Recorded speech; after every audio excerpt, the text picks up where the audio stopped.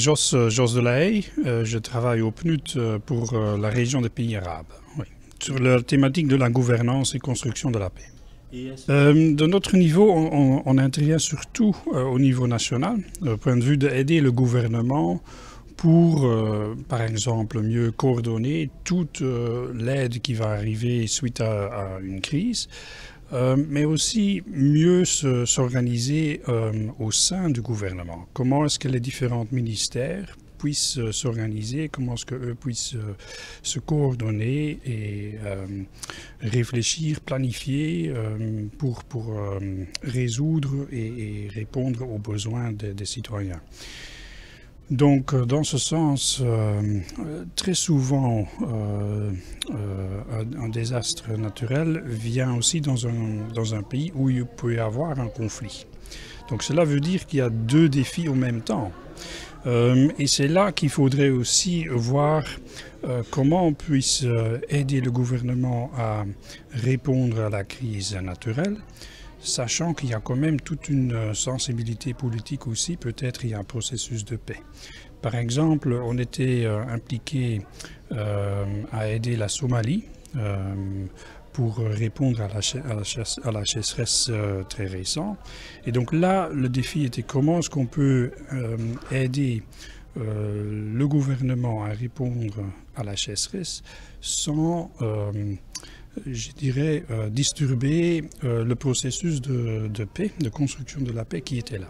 Donc il fallait très bien comprendre quelle était la dynamique du processus de paix, quelle était la dynamique de reconstruction du gouvernement et de mécanismes de gouvernance même, et comment est-ce qu'il y avait une possibilité de réprioriser l'aide pour que par exemple, le ministère de gestion de catastrophes, exactement, puisse aussi être renforcé, mais dans une approche de toute la gouvernance et de ne pas simplement cibler uniquement le ministère de catastrophes, parce qu'il fallait faire ça de façon bien équilibrée. Donc, au sein de l'approche du PNUD, là aussi, dans l'appui d'une bonne gouvernance, on aide aussi le ministère, par exemple, de Finances, de mieux gérer la finance publique. Parce que, comme vous dites, il y a à un certain moment une grande somme d'aide qui va arriver. Et comment est-ce qu'on peut gérer ça de façon correcte, de façon équilibrée pour que tous les citoyens, ceux dont ils ont besoin, puissent recevoir l'aide. Donc cela veut dire que non seulement le fonctionnement de la gouvernance au niveau national, mais aussi au niveau local, devrait recevoir cette aide financière, non seulement pour que les citoyens reçoivent l'aide, mais aussi que le fonctionnement de la gouvernance, soit au niveau national, soit au niveau local, puisse aussi s'améliorer et aussi être mieux préparé pour résoudre une crise future, pour le dire ainsi. Oui, non, il y a certainement de tensions parce qu'on rentre dans un moment où il y a des besoins énormes. Donc, comment est-ce qu'on peut prioriser les différentes aides qui sont là, soit financières, soit en matériaux.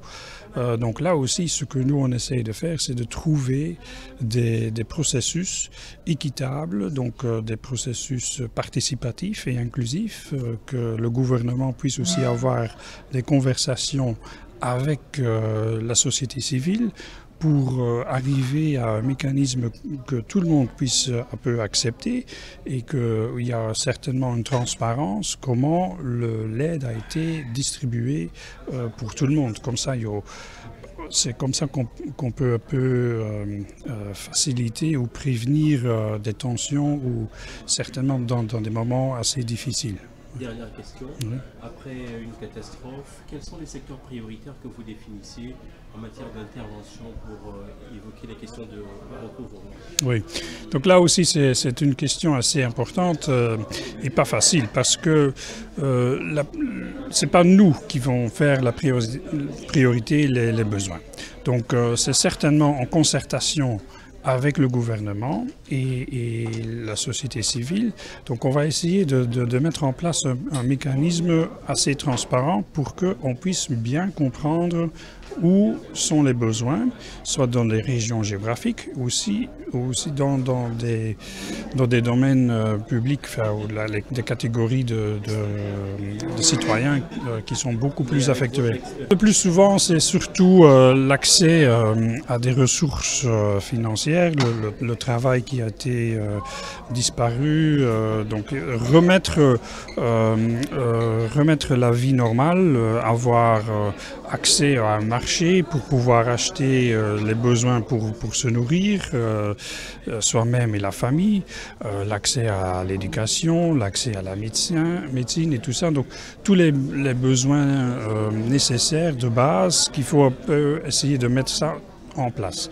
Mais comme je disais, pour prioriser là-dedans, il faut il faut trouver un mécanisme pour écouter là où la communauté elle-même veut faire un peu de la priorité. C'est pas à nous de le faire, mais c'est avec la communauté qu'on doit le faire. Donc nous, on essaye de mettre en place des mécanismes pour mieux comprendre et pour mieux écouter la communauté.